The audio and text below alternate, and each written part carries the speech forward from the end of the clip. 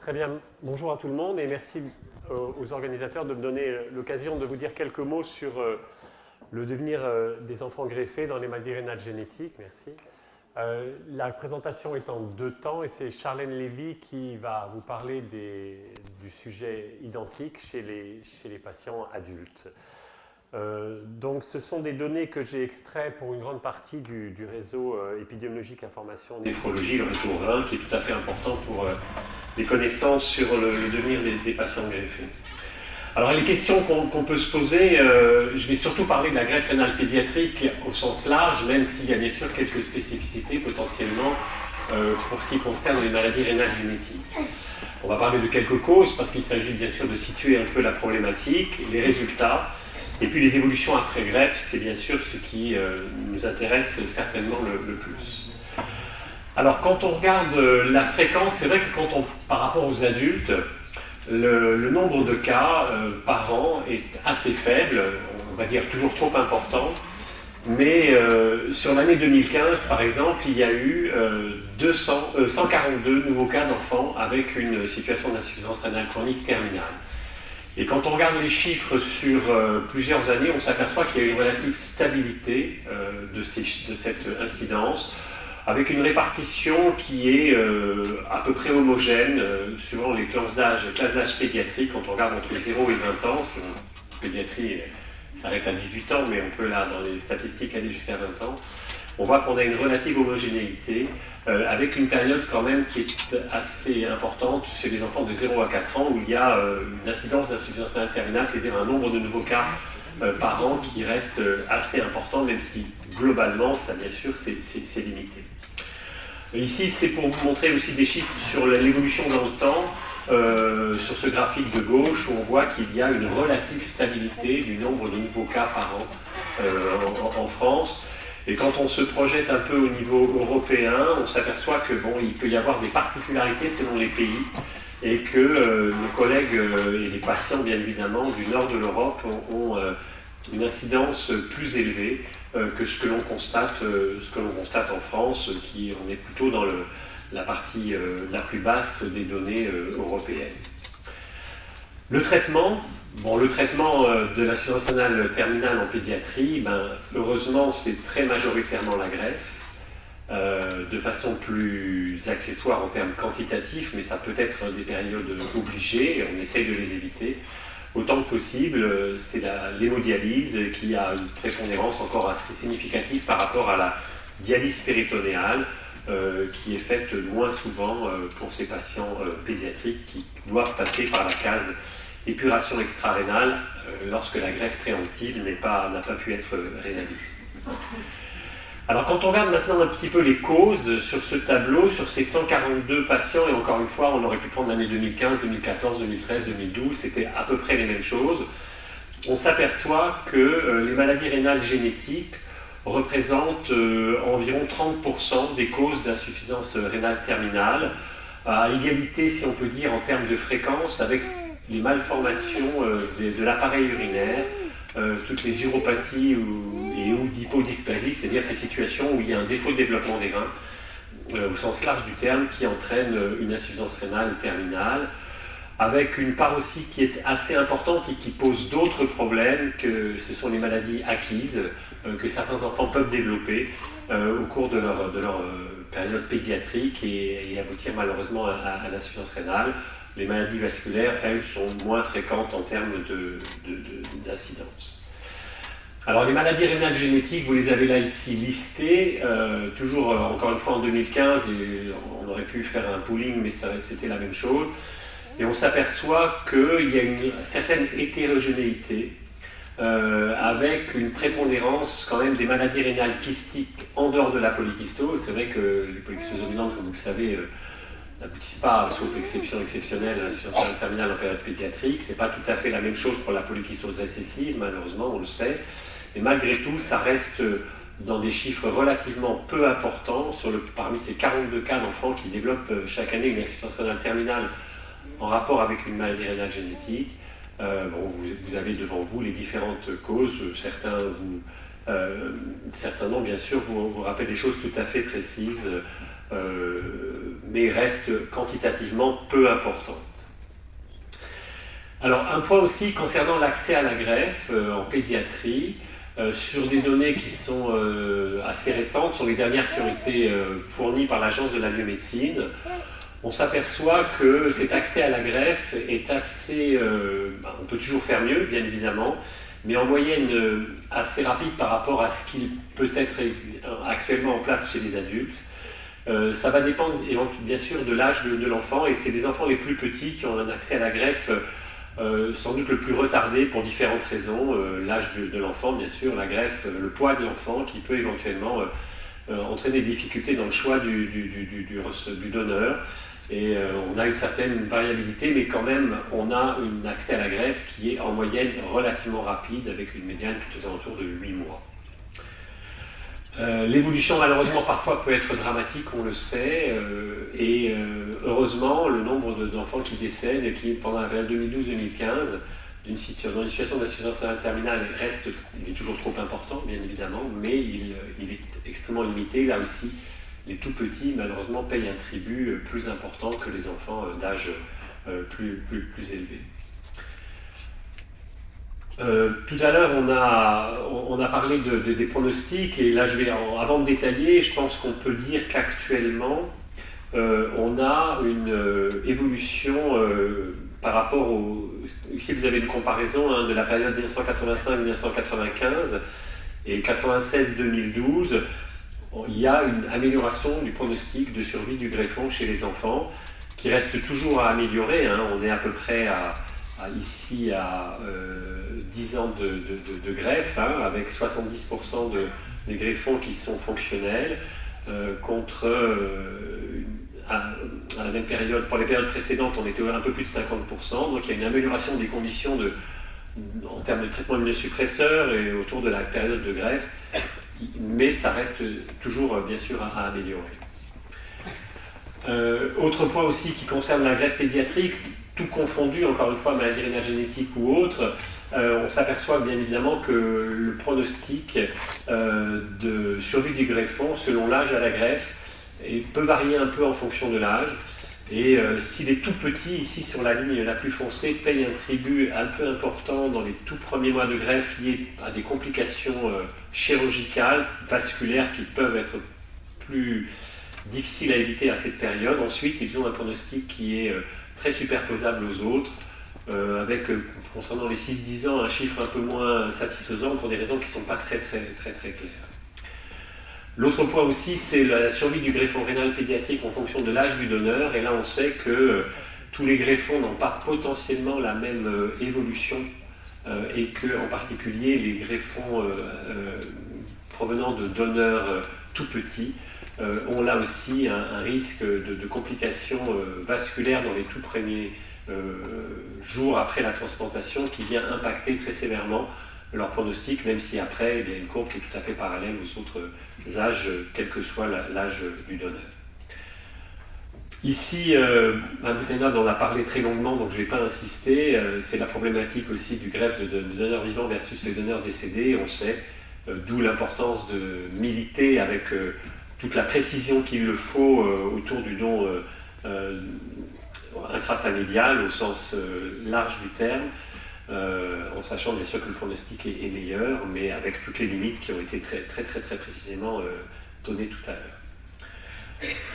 Pour le rendre la greffe à moins d'importance, ce que je voulais, sur deux ou trois points sur lesquels je voulais insister concernant le pronostic des greffes chez l'enfant, c'est le risque de récidive de la maladie, et est-ce que ça concerne les maladies rénales génétiques. Alors désolé, ça va être un tout petit peu une redite par rapport à ce qu'a dit Imputinib tout à l'heure, parce qu'on va parler de quelques cas particuliers, mais c'est vrai qu'il peut y avoir des situations où il y a un risque de récidive, en particulier dans les CHU atypiques, même si actuellement les possibilités thérapeutiques grâce à l'iculizumab permettent d'avoir des séquences de thérapeutiques autour de la greffe qui visent à éviter cette récidive. Il y a d'autres maladies glomérulaires qui peuvent être liées à des anomalies, là aussi, du complément, et qui peuvent avoir un risque de récidive. Et puis, il y a une pathologie dont on a parlé tout à l'heure, et dont je ne vais pas trop insister, l'hyperoxalurie, par exemple, qui est une maladie rénale génétique rare, puisque c'est une fréquence de 1 pour 100 000 naissances à peu près, dans le type 1, mais avec un risque de récidive. Alors ici, cette diapositive est un peu compliquée, je ne vais pas insister. Simplement sur celle-ci, je suis désolé, c'est en anglais, et je vais me faire tirer les oreilles. C'est vrai que, comme ça a été dit tout à l'heure, dans les maladies rénales génétiques qui peuvent récidiver sur le greffon, elles ne sont pas toutes là, c'est sûr que ça va influencer le choix du donneur. Donneur décédé ou donneur vivant, c'est sûr qu'on voit que chez les patients qui ont un risque de récidive, le choix du donneur vivant va être discuté de façon extrêmement précise avant de dire on peut le faire ou on ne peut pas le faire. Et encore une fois, Mme Kenov a très très bien détaillé ce matin les différentes situations. Pour la pédiatrie, c'est bien sûr pas le problème de la polykystose dominante. Le syndrome d'Alport peut se poser bien évidemment en pédiatrie, mais il y a d'autres situations, en particulier le CHU atypique ou bien certaines maladies glomérulaires génétiquement déterminées, où il y a un risque de récidive sur le greffon qui va impacter le choix donneur vivant versus donneur décédé. Donc dans l'hyperhexalurie, cette courbe qui montre que, bien évidemment, il faut être prudent par comparaison avec l'évolution ici en pointillé des greffes, toutes étiologies confondues. On sait que si on fait une greffe sans transplantation hépatique préalable, on a un risque de perte du greffon extrêmement rapide en quelques années ou en quelques mois après la dialyse, après la greffe, parce qu'il va y avoir récidive les dépôts sur le greffon, et que bien évidemment c'est dans cette situation que les greffes combinées x1 et la séquence qui a été détaillée ce matin doit être regardée de très près pour limiter ce risque de récidive et donc avoir un choix thérapeutique extrêmement précis. Il y a d'autres situations où, pour des raisons qu'on ne comprend pas toujours très bien, ici c'est un papier qui a été fait, publié il y a quelques années, et qui montre que chez les patients ici qui sont avec une néphropathie liée à la cystinose, le pronostic du greffon est meilleur que dans le reste de la population générale greffée, quelle que soit l'étiologie. Donc les patients qui ont une cystinose, avec toute la sévérité de la maladie, ont, en ce qui concerne l'évolution des greffons, une tolérance de la greffe, pour des raisons, encore une fois, sur le plan immunitaire qui sont, à ma connaissance, pas extrêmement précises, mais en tout cas, une évolution du greffon qui est satisfaisante. Dernier point que je voulais aborder avant de laisser la parole à Charlène Lévy, c'est la problématique de la qualité de vie. C'est des données qui ont été extraites d'un travail qui a été fait par M. Duverger et publié il y a quelques temps et qui montre qu'il y a malgré tout une évolution positive après transplantation. Alors il n'y a pas de distinguo en fonction de l'étiologie, maladie rénale génétique ou maladie rénale au sens large du terme, mais on peut considérer que sur un peu plus de la moitié des enfants qui ont une qualité de vie avant la transplantation estimée par des questionnaires, c'est pas l'objet de détailler, mais à peu près la moitié d'entre eux se sentent très souvent bien, ou très bien, et ben ce pourcentage augmente, et donc ça c'est un point quand même qui est assez important, même si il faut relativiser par le fait que ces adolescents, puisque l'enquête visait des adolescents, ne se sentent pas bien du tout de temps en temps chez 3/4 d'entre eux, 85% à 6 mois après la transplantation et 90% 18 mois après la transplantation. Donc au-delà de la problématique de la survie du greffon, au-delà de la problématique du choix du donneur, au-delà de la problématique du risque de récidive de la maladie sur le greffon, se pose la question bien évidemment de l'accompagnement de ces jeunes patients et être vigilant sur toute de ce que veut dire ce je ne me sens pas bien du tout de temps en temps, qu'est-ce que ça veut dire pour eux, quelles sont les représentations qu'il y a derrière, même si, encore une fois, globalement, je pense qu'on peut juger que les choses se passent mieux, elles ne se passent pas toujours très bien, et qu'il y a des points qu'il faut savoir accompagner avec un suivi psychologique qui a été abordé dans d'autres circonstances tout à l'heure, mais qui n'est sans doute pas complètement optimum. On pourrait parler aussi de la période de transition entre la période pédiatrique et la période adulte, une façon d'introduire le topo de Charlène Lévy, qui est une période aussi très, très délicate et sur laquelle il nous faut être vigilants, d'où l'importance de travailler à ces problématiques de transition entre les équipes pédiatriques et les équipes adultes, chose qu'on ne fait pas toujours suffisamment précisément. Bon, je vais m'arrêter là avant de laisser la parole. En conclusion, je pense qu'on peut dire qu'actuellement, l'évolution après greffe rénale des enfants greffés pour une maladie rénale génétique comme pour les enfants greffés est bonne. Elle est bonne, ça doit être amélioré, mais quand on regarde les chiffres actuels par comparaison avec les chiffres antérieurs, il y a quand même des points qui sont très positifs et la greffe doit rester bien évidemment le traitement de l'insuffisance rénale terminale en pédiatrie. Le choix, bien sûr, de la stratégie autour de la greffe va dépendre bien évidemment de la pathologie, le choix du donneur vivant versus donneur décédé selon les pathologies, le risque de récidive, sans parler de tout ce qui concerne le donneur de façon spécifique. Pour certaines pathologies, il faudra, et c'est le cas encore une fois d'hyperoxalémie type 1, qui est un cas assez particulier, mais quand même parfois la greffe rénale va venir après la greffe hépatique, qui n'est pas tout à fait aussi facile, si je ne veux pas dire que la greffe rénale est facile, mais en tout cas quand on sait faire une comparaison, les greffes hépatiques, ça peut être un tout petit peu plus compliqué.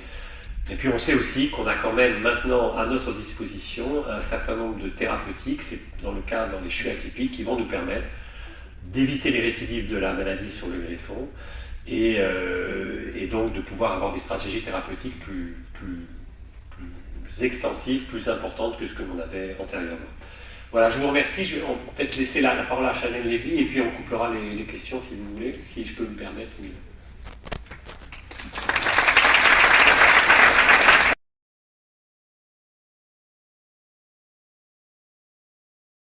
Bonjour, désolée pour ces petits problèmes informatiques. Moi, je suis médecin en transplantation rénale à Lyon et je vais vous parler de devenir dégreffé dans les maladies rénales génétiques. Donc j'ai choisi, désolée parce que beaucoup doivent déjà le savoir, de reprendre quelques notions sur le fonctionnement des reins et sur le système HLA parce que je me disais que c'était un peu difficile de comprendre si on n'avait pas ces notions initiales, mais désolée pour ceux qui connaissent déjà très bien. On a 2 reins et la fonction des reins est indispensable pour vivre. Les reins permettent de fabriquer l'urine, et fabriquer l'urine, donc c'est indispensable, ça permet d'éliminer les déchets de l'organisme, de retenir les substances essentielles comme le sucre, les protéines qui ne doivent pas être éliminées, et d'adapter en permanence la quantité d'eau et d'ions dans l'organisme, parce que finalement on va avoir une consommation d'eau, de sel qui va varier tous les jours, mais à l'intérieur de notre corps, ça doit toujours être très finement régulé, donc ça c'est le rôle des reins. Donc quand les reins ne fonctionnent plus, il faut remplacer la fonction des reins, donc ça on le reverra. Et les reins font d'autres fonctions aussi qui sont un petit peu moins connues, c'est la production d'hormones et de vitamines. Et enfin vous connaissez tous la créatinine qui va être le marqueur de fonctionnement des reins et qui va permettre de suivre la fonction des reins natifs ou des reins quand on est greffé. Quand l'insuffisance rénale est terminale, c'est-à-dire que les reins ne font plus la fonction qui permet finalement de rester en vie, il faut remplacer la fonction des reins, et ça c'est l'hémodialyse ou la dialyse péritonéale, sachant que l'hémodialyse chez l'adulte est dans 85% des cas choisis. Ou alors la transplantation, qui elle va permettre de retrouver l'ensemble des fonctions des reins, à la fois la fonction de fabrication d'urine et aussi les fonctions hormonales et de création de vitamines. Donc finalement, quand on regarde pour les patients en insuffisance rénale terminale, quelles sont la proportion de maladies génétiques, là, c'est des données issues du registre français reins. Chaque année, il y a à peu près 11 000 personnes qui arrivent en insuffisance rénale terminale. Et parmi ces 11 000 personnes, la maladie rénale génétique la plus fréquente, c'est la polykystose, avec à peu près 600 personnes en insuffisance rénale terminale, donc ça fait 5%. Donc c'est relativement faible, sachant que chez l'adulte, les causes les plus importantes, c'est le diabète et l'hypertension, qui à elles deux font près de 50% des causes d'insuffisance rénale terminale, et avec d'autres complications, notamment des complications cardiaques, qui font des différences au moment de la greffe. Quand on regarde dans autres finalement, on a d'autres maladies rénales génétiques. La plus fréquente après la polykystose, c'est l'Alport, et les autres maladies qui sont beaucoup plus rares. Donc la polykystose qui n'est pas une maladie rare, et les autres maladies rénales génétiques qui sont des maladies rares. Quand on regarde maintenant pas les maladies rénales qui sont responsables d'insuffisance rénale terminale, mais les maladies rénales qui vont conduire à une transplantation rénale. On voit que la polykystose est la maladie rénale génétique la plus fréquente, et ce coup-ci c'est plus 5% des insuffisances rénales terminales et 15% des greffes, donc quelque chose de plus important, et ça notamment parce que les néphropathies liées au diabète, à l'hypertension artérielle, touchent souvent des gens plus âgés avec d'autres maladies. Et quand on regarde les autres néphropathies héréditaires, on est dans 3%, dans des choses relativement rares.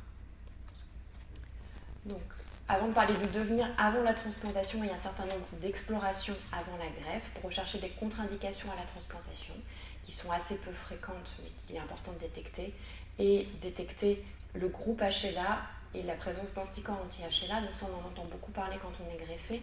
En fait, chacune de nos cellules a une carte d'identité qui permet à notre corps de reconnaître ce qui nous appartient et ce qui ne nous appartient pas, et notamment notre corps essaie de se débarrasser de ce qui ne nous appartient pas. Donc ça, c'est quelque chose d'important quand on a des virus ou des microbes, mais ce qui pose un problème quand on reçoit le rein d'un donneur, que notre organisme va reconnaître comme quelque chose qui ne nous appartient pas, donc d'essayer de s'en débarrasser.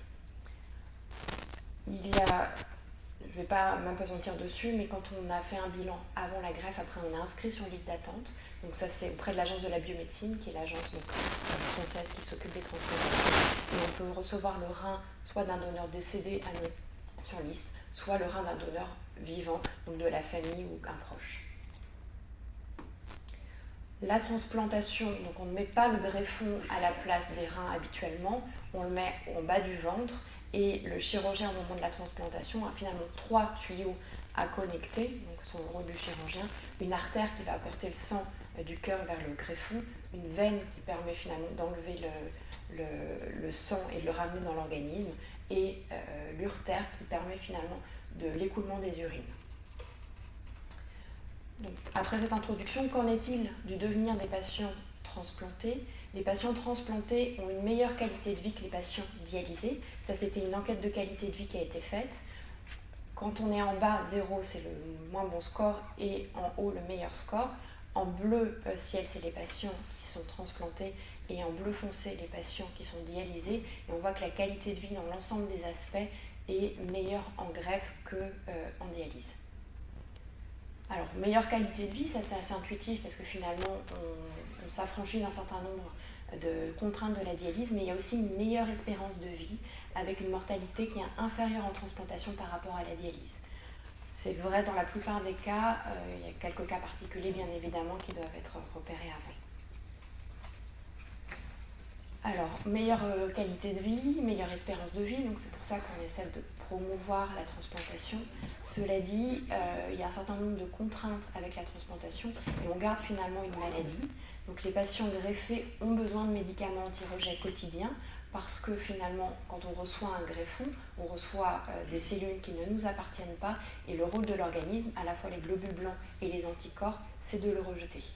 Donc le rejet est maximal la première année de transplantation, donc c'est pour ça que les traitements à ce moment-là sont le plus importants, mais il va poursuivre toute la durée de vie du greffon, et le traitement anti-rejet va être important toute la durée de vie du greffon. Chose importante, le rejet ne signifie pas perte de l'organe, on sait qu'il y a à peu près 10 à 15% de rejets, et les rejets, notamment les rejets en début de transplantation, peuvent tout à fait être traités et maintenir une qualité de vie, maintenir une fonction de l'organe. Donc rejet ne signifie pas échec de la greffe, et il y a un certain nombre de rejets qui peuvent tout à fait être traités et traités efficacement. Donc les patients greffés ont besoin d'un suivi médical tout le long de la greffe. Le suivi est maximal la première année de greffe, de manière très régulière. Alors chez les adultes, c'est une consultation toutes les semaines, les 3 premiers mois. En pédiatrie, c'est même plus important. Puis le suivi va être allégé petit à petit jusqu'à être à peu près, ensuite, quand il n'y a pas de problème particulier, 2 à 3 fois par an. Mais il va être important pour dépister le rejet. Donc on peut voir avec la créatinine qui s'élève, et aussi dépister les complications des traitements anti-rejet, parce que les traitements anti-rejet qu'on a aujourd'hui sont très efficaces, mais exposent un certain nombre d'effets secondaires. Donc les effets secondaires, c'est ça notamment. Donc notre système immunitaire nous aide à nous défendre contre ce qui n'est pas de nous, donc notamment tout ce qui est microbes, mais aussi tout ce qui est tumeur. Donc quand on prend des traitements anti-rejet, on est plus à risque d'infection et plus à risque de tumeur. Donc ça, il n'y a pas raison de paniquer plus que ça, mais ça veut dire que quand on est transplanté, la fièvre n'est pas un élément à négliger et il faut consulter plus rapidement. Et plus de risque de tumeur, c'est un peu vrai pour chacun des cancers, mais il y en a un plus particulièrement, c'est les cancers de la peau, les tumeurs cutanées. Et ça, c'est accessible à une prévention avec la prévention solaire et le fait d'avoir une surveillance dermatologique qui permet de dépister et de traiter efficacement. Et enfin, l'arrêt du tabac à tout le moment est finalement quelque chose qui va être très important pour la greffe, à la fois pour la fonction du greffon, mais aussi pour le risque de tumeur. La grossesse, finalement, chez les adultes et chez les femmes jeunes adultes, la grossesse est un élément important par la greffe et c'est un élément qui peut faire que les jeunes femmes ont besoin d'être greffées parce qu'en dialyse, les grossesses sont extrêmement compliquées, si ce n'est impossible. En greffe, les grossesses sont possibles parce que la greffe restaure en grande partie la fertilité qui est diminuée en cas de dialyse. Alors, on prend un certain nombre de précautions, des précautions vis-à-vis du greffon, parce que c'est une période, la grossesse, qui est plus à risque de rejet. Donc, en général, on recommande d'attendre 2 ans après la greffe. Donc, on s'affranchit de la période à risque de rejet.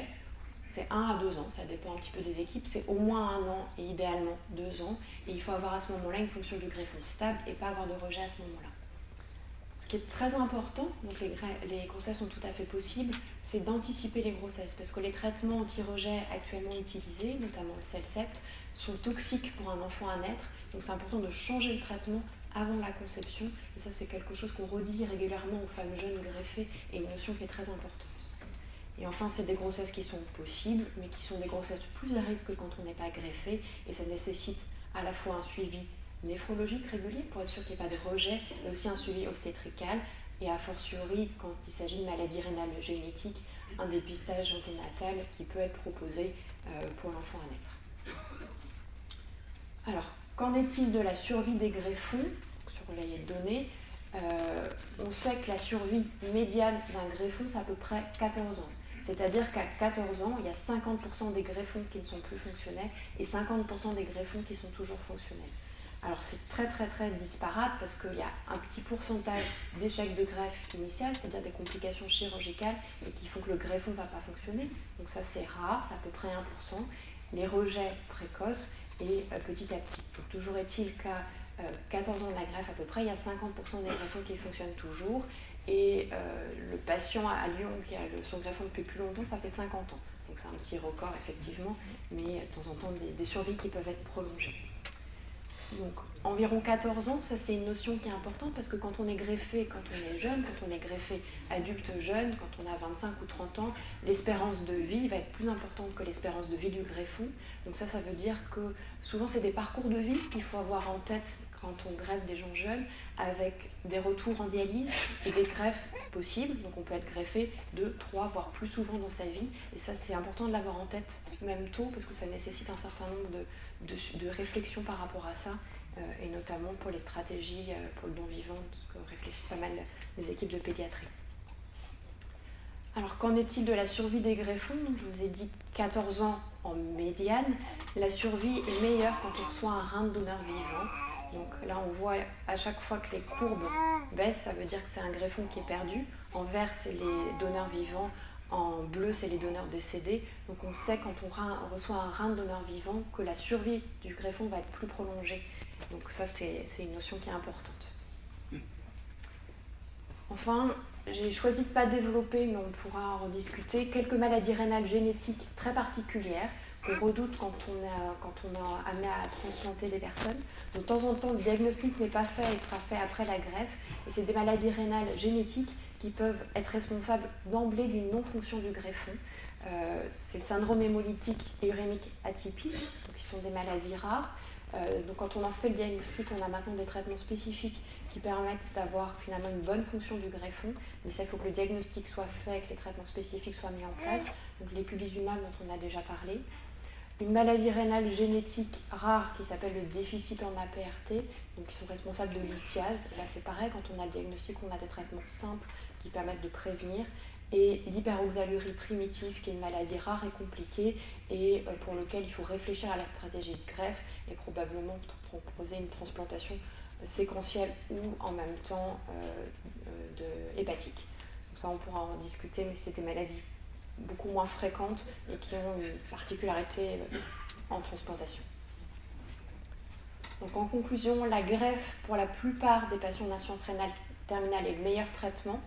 pour la plupart. Donc il y a vraiment des cas particuliers, c'est au cas par cas, mais quand on regarde en général, c'est celui qui assure la meilleure espérance de vie, la meilleure qualité de vie. La créatinine, c'est un marqueur important pour le suivi. Donc la créatinine qui s'élève, ça peut être un signe de rejet. Donc ça, c'est un élément tout au long de la vie d'une maladie rénale qui va être important. Les traitements anti-rejet sont indispensables, sinon le greffon ne peut pas fonctionner sans traitement anti-rejet, mais peuvent avoir des effets secondaires qu'il est important de dépister. C'est pour ça que le suivi médical est primordial.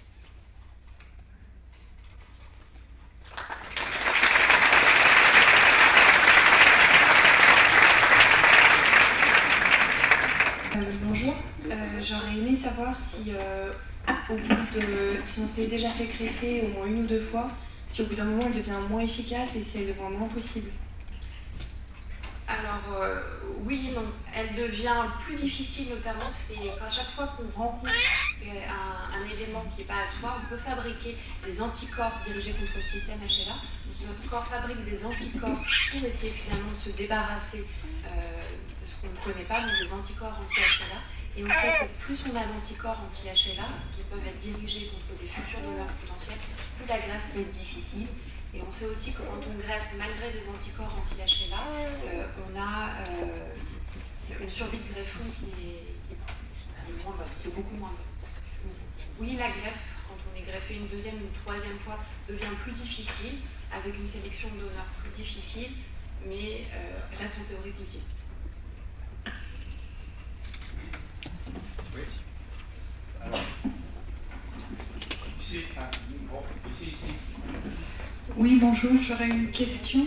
Vous avez dit qu'au niveau des adultes, il y avait 85% d'hémodialyse par rapport à la dialyse péritonéale avant la greffe. Qu'est-ce qui fait qu'on est dans ces cas-là?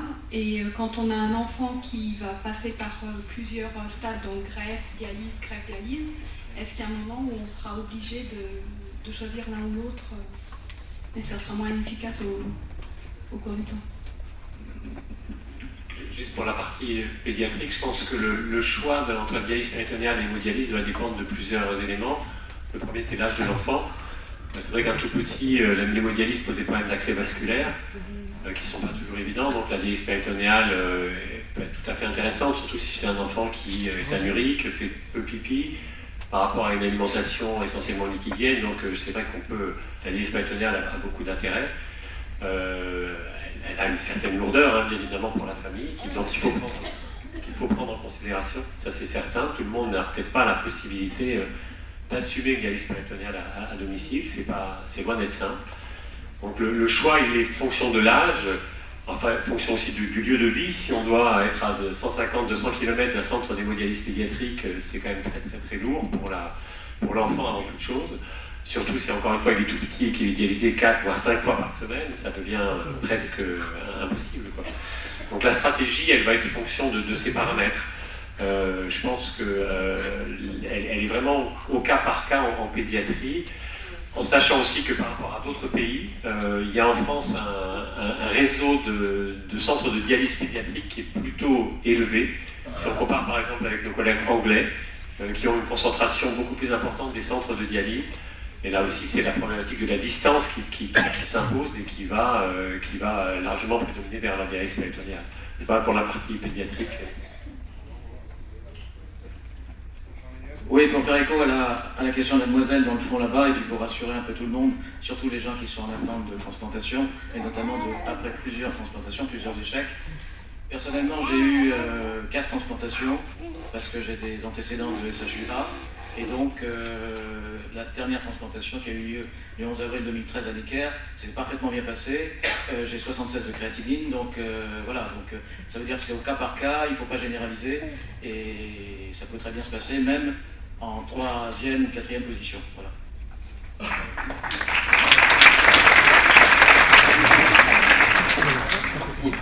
Question pour Denis Morin et porte sur le choix du donneur à l'intérieur d'une famille au bénéfice d'un enfant. les parents sont là, savent que l'enfant va bientôt avoir besoin d'un rein, ils se présentent tous les deux comme donneurs, puis il y a le grand frère qui assiste, qui a 20 ans, qui dit « mais moi j'ai appris que je pouvais être identique, être encore un meilleur donneur », et puis je reçois un coup de fil de la grand-mère qui dit « enfin vous n'y pensez pas, ma fille, c'est moi qui ai envie de donner un rein ». Bon, la question pourrait puis s'adresser à Claire aussi. Comment est-ce que tu mènes cette discussion au sein d'une famille comme celle-là? Je suis certain que tu as dû rencontrer ça aussi. Heureusement, pas très souvent. Non, on essaye, c'est vrai, de développer la carte de donneur vivant. C'est vrai que cette situation est quand même un peu exceptionnelle, hein, c'est très sincèrement, mais ça peut se poser. Ça peut se poser, et là je pense qu'il faut vraiment avoir un bilan, j'allais dire, psychologique de la famille qui est absolument essentiel, parce que derrière cette multitude de dons, qui est absolument très généreuse et très formidable, il y a peut-être des choses à regarder d'un petit peu plus près pour, au-delà du dossier médical, de la problématique du compage HLA, voire du compage sanguin, voire du compage HLA. Est-ce qu'il y en a un qui est à 2, l'enfant ne l'est pas, le risque etc. Donc il y a vraiment cet aspect-là, mais je crois que de façon primordiale, c'est sur le plan psychologique, bien connaître cette famille. Enfin, vraiment, je crois que c'est là que c'est l'essentiel, parce que il faut... bon, il y a ce que nous a montré comme cas clinique tout à l'heure, et bon, à la limite, la génétique va nous aider, mais après, quand c'est une maladie, pas de risque de récidive, etc., pas de problématique pour le donneur, je crois qu'il faut être prudent, y aller doucement, et surtout, alors après, j'ai pas la réponse complète à la question qui est compliquée, mais c'est vraiment la connaissance de la famille et voir quelle est l'organisation familiale, qu'est-ce qui est moi c'est mon sentiment, hein. Je ne sais pas si d'autres ont d'autres expériences.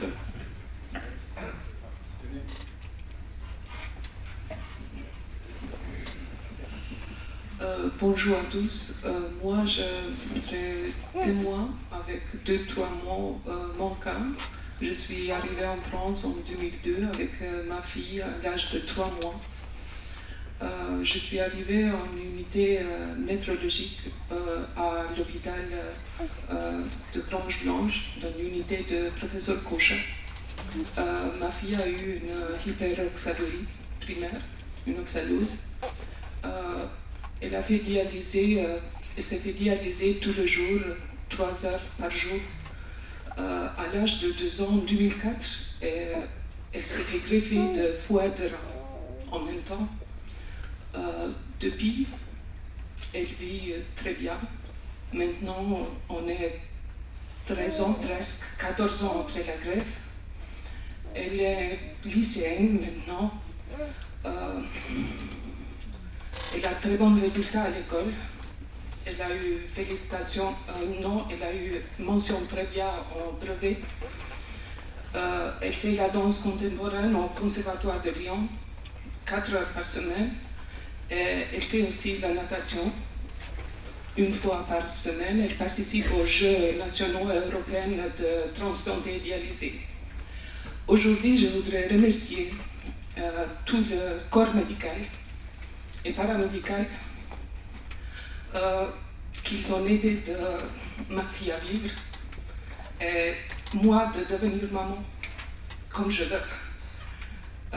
Jamais on dit suffisamment merci. On sent sur nous qu'on n'arrive pas à sortir tout ce qu'on a sur notre cœur et notre corps. Mais aujourd'hui, je profite de cette ambiance-là pour dire merci à professeur Cochin pour son professionnalisme et son côté humain qui nous a aidés à faire ce parcours. Merci.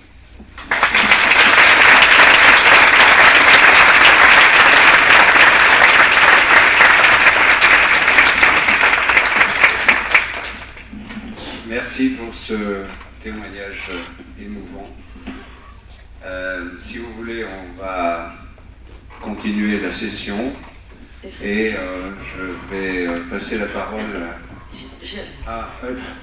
J'ai une question. Vraiment très brève, alors s'il vous plaît. Oui, je voulais juste savoir par rapport aux anticorps HLA, à partir du moment où on a des anticorps dirigés contre le greffon, comment on mesure, parce que vous avez dit qu'il était possible de traiter un rejet, à partir de quand on traite le rejet, comment on décide de changer le traitement immunosuppresseur. Dans mon cas, j'ai des anticorps, on ne m'a pas changé mon traitement immunosuppresseur, du coup j'ai des questions par rapport à ça.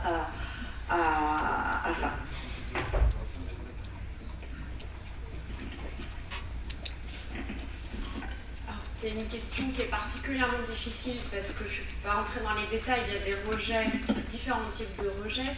Il y a des rejets au début de la greffe, qui sont plutôt des rejets de bon pronostic, qui s'appellent des rejets cellulaires, qu'on sait très bien traiter. Et les rejets dont vous parlez, qui s'appellent des rejets humoraux, en fait, où il y a des anticorps qui vont attaquer le greffon. Et ça, on n'a pas la réponse aujourd'hui exactement de comment il faut les traiter. On sait que tous les anticorps ne vont pas être responsables pareil d'une dysfonction du greffon. Et on ne sait pas très bien les traiter aujourd'hui, effectivement c'est un cas qui est difficile. Il y a certains anticorps qui posent assez peu de problèmes, d'autres qui sont responsables d'une dysfonction, et on n'a pas complètement la réponse. Ce qui est sûr, c'est qu'il faut maintenir un traitement immunosuppresseur, et les traitements très spécifiques, c'est vraiment au cas par cas.